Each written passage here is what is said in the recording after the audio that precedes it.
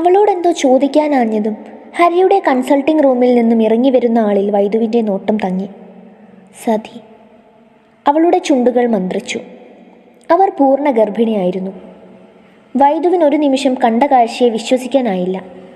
Surrogate mother എന്ന് പറഞ്ഞ് തന്നെ കാണിച്ചു തന്ന സ്ത്രീ ഇപ്പോൾ പൂർണ്ണ ഗർഭിണി. ഡേറ്റ് അനുസരിച്ചാണെങ്കിൽ തങ്ങളുടെ കുഞ്ഞ് ജനിക്കേണ്ട സമയമാവുന്നതേ ഉള്ളൂ. അപ്പോൾ ഈ കുഞ്ഞ് ശബരി പറ്റിക്കപ്പെട്ടുവോ? സതിയുടെ കൂടെ ആളുകളുണ്ട്. ഈ സമയത്ത് സംസാരിക്കാൻ പറ്റില്ല. ആളുകൾ ശ്രദ്ധിക്കും. ആരോട് ചോദിക്കും? ശബരിയെ വിളിച്ചാലോ? അല്ലെങ്കിൽ വേണ്ട, എല്ലാത്തിനും ഉത്തരം തരേണ്ട ആൾ ഇവിടെ ഇരിപ്പില്ലേ, അവനോട് തന്നെ ചോദിക്കും. തങ്ങളുടെ ഊഴമാവുന്നതും കാത്ത് വൈദു അക്ഷമയോടെ ഇരുന്നു. കുഞ്ഞിൻ്റെ പേര് വിളിച്ചപ്പോൾ അവർ അകത്തേക്ക് നടന്നു. ആയമ്മയെ പുറത്തിരുത്തി തനുവിനെയും കൂട്ടിയാണ് അവർ അകത്ത് കയറിയത്. ഹരി അവരുടെ നേർക്ക് മനോഹരമായി പുഞ്ചിരിച്ചു. എന്നാൽ വൈദുവിൻ്റെ മുഖം വീർത്തു തന്നിരുന്നു. എന്താടോ മുഖം കടന്നലൂത്തിയതുപോലെ? കുഞ്ഞിനെ പരിശോധിക്കുന്നതിനിടയിൽ ഹരി കുസൃതിയോടെ വൈദുവിനെ നോക്കി. എനിക്ക് കുറച്ച് കാര്യങ്ങൾ അറിയാനുണ്ട്, ഒന്ന് സംസാരിക്കണം. താൻ എപ്പോഴൊന്ന് ഫ്രീ ആവുക? എന്താടോ? വൈദുവിൻ്റെ വാക്കിൻ്റെ മൂർച്ച അറിഞ്ഞ് ഹരി അവളെ അമ്പരപ്പോടെ നോക്കി. എനിക്ക് സംസാരിക്കണം, എവിടെ വെച്ച് പറ്റില്ല, സംതിങ് പേഴ്സണൽ. വൈദുവിൻ്റെ മുഖം ചുമന്നിരുന്നു. ഓക്കെ കൂൾ, താൻ പുറത്ത് വെയിറ്റ് ചെയ്യ്, ഞാനൊന്ന് ഓടിച്ചു നോക്കിയിട്ട് വന്നേക്കാം. വൈദു കാണാതെ ഹരി കണ്ണുകൊണ്ട് എന്തു പറ്റിയെന്ന് തനുവിനോട് ആംഗ്യത്തിൽ ചോദിച്ചു. അവൾ കൈമലർത്തി. അവർ റൂം വിട്ടിട്ടും ഹരി ആലോചനയിലായിരുന്നു. എന്തോ സംഭവിച്ചിട്ടുണ്ട്, സംതിങ് റോങ്. ശബരിയെ വിളിക്കണോ? ഒരു നിമിഷം അവൻ ആലോചിച്ചു. അല്ലെങ്കിൽ വേണ്ട, ആദ്യം കാര്യം എന്താണെന്ന് അറിയട്ടെ. അരമണിക്കൂർ കഴിഞ്ഞാണ് ഹരി ക്യാബിനിൽ നിന്നും പുറത്തു വന്നത്. അവൻ വൈദുവിൻ്റെ നമ്പർ ഡയൽ ചെയ്തു. താൻ എവിടെടോ? ഞാൻ ഫ്രീ ആയി. ഞാൻ എൻട്രൻസിലുണ്ട്. അവൾ ഫോൺ കട്ട് ചെയ്തു. ഹരിയെ കാഷ്വാലിറ്റിക്ക് സമീപം കണ്ടതും വൈദു അവിടേക്ക് ചെന്നു. എന്താടോ? ഹരി ആ കണ്ണുകളിലേക്ക് സൂക്ഷിച്ചു നോക്കി.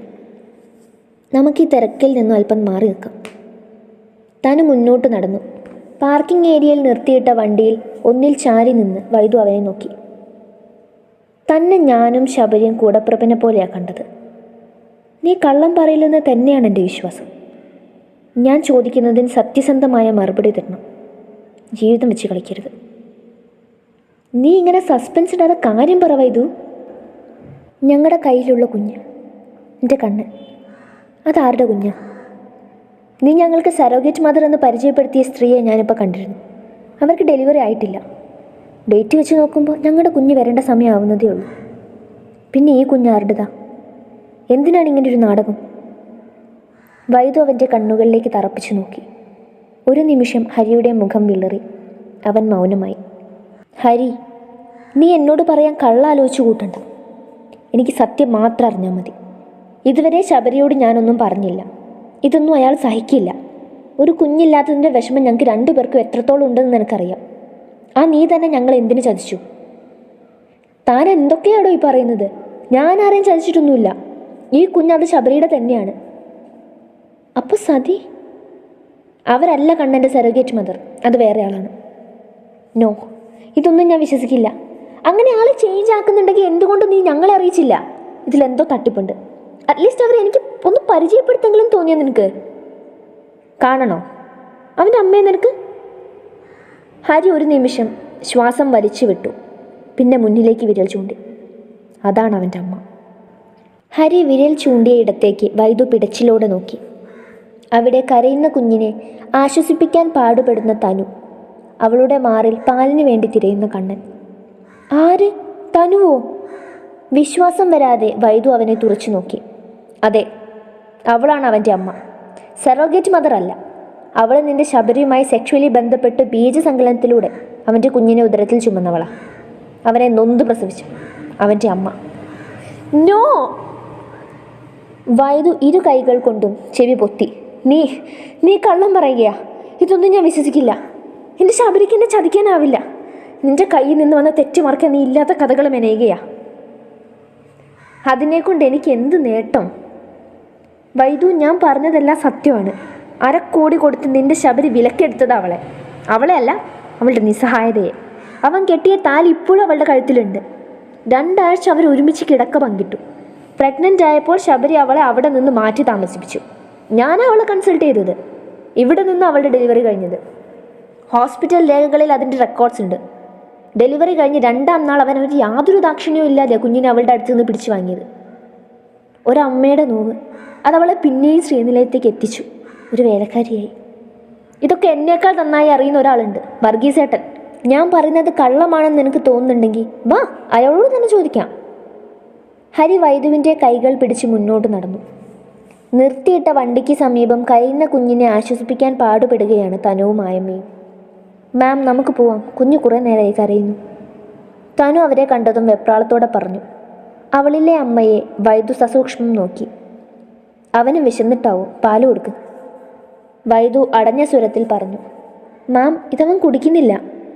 കയ്യിലെ ബോട്ടിൽ കാണിച്ച് നിസ്സഹായതയോടെ അവൾ പറഞ്ഞു. ഇതല്ല, അവനാവശ്യം മുലപ്പാലാണ്, അത് കൊടുക്ക്. അവനെ കരയിക്കാതെ വണ്ടി കയറി ഇരുന്നിട്ട് ഫീഡ് ചെയ്യും. വൈദു പറഞ്ഞത് കേട്ട് തനുവും ആയമ്മയും ഒരു നിമിഷം സ്തംഭിച്ചു. തനു വെപ്രാളത്തോടെ ഹരിയെ നോക്കി. പറഞ്ഞത് കേട്ടില്ലേ തനു? അവൻ വണ്ടിയുടെ ഡോറ് തുറന്നു പിടിച്ചു. കയറ്, അവന് പാല് കൊടുക്ക്, ആരും തടയില്ല. അവൻ മതി വരുവോളം കുടിച്ചോട്ടെ.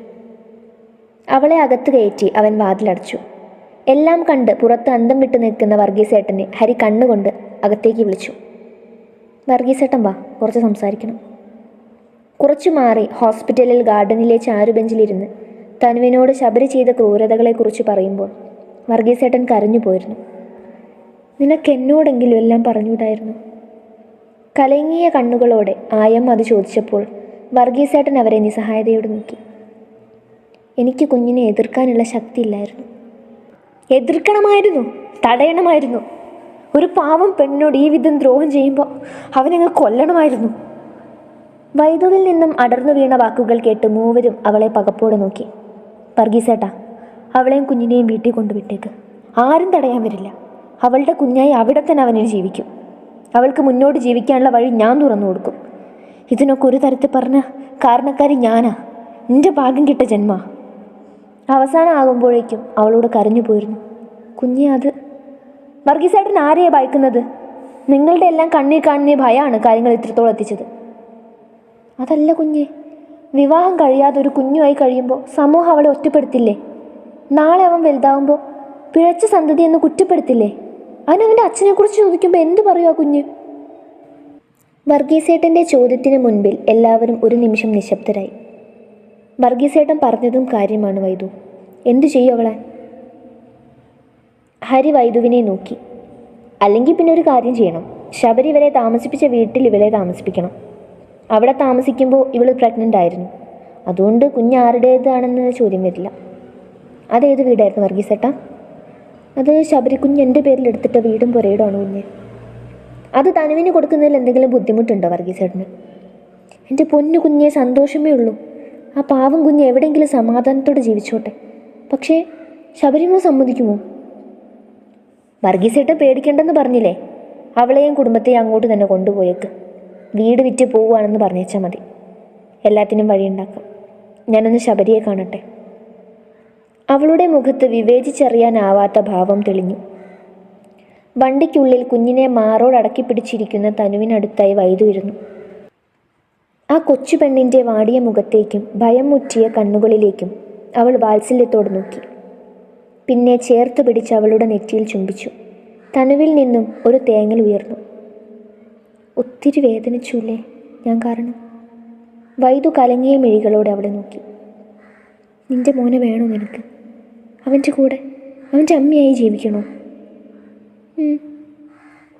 തനുവിൻ്റെ മുഖം പ്രഫുല്ലമായി. അവൾ കുഞ്ഞിനെ ഒന്നുകൂടെ നെഞ്ചോടടുക്കി. കൊണ്ടുപോയിക്കോ. ശബരി നിന്നെ പാർപ്പിച്ച് പുതിയ വീട്ടിൽ പോയി സന്തോഷത്തോടെ ജീവിച്ചോ. ആരും ഒരു ശല്യത്തിനും വരില്ല. മാം, അത് പേടിക്കണ്ട. നീയും ഈ ഭൂമി ജീവിക്കേണ്ടവളാ. ഇനിയുള്ള കാലം സന്തോഷത്തോടെ ജീവിക്കും. ആരെയും നീ പേടിക്കേണ്ടതില്ല. ഇവനിങ്ങനെ ഒരു അമ്മയും അച്ഛനും ഉണ്ടായിരുന്നുവെന്ന് അവനറിയാതെ പോട്ടെ. മാം, പക്ഷെ കുഞ്ഞിനെക്കുറിച്ച് ആരെങ്കിലും ചോദിച്ചാൽ? എല്ലാത്തിനും വഴിയുണ്ട്. കുഞ്ഞിനെ കവിളിൽ മെല്ലെ മുത്തി അവൾ പുറത്തിറങ്ങി. വർഗീസേട്ടാ, അപ്പോൾ പറഞ്ഞ പോലെ ചെയ്. മോളെങ്ങോട്ട് പോണ്? ഞാനൊന്ന് ശബരിയെ കാണട്ടെ. അവൾ മുന്നോട്ട് നടന്നു. അതിലൂടെ പോയ ടാക്സിക്ക് നേരെ കൈനീട്ടി.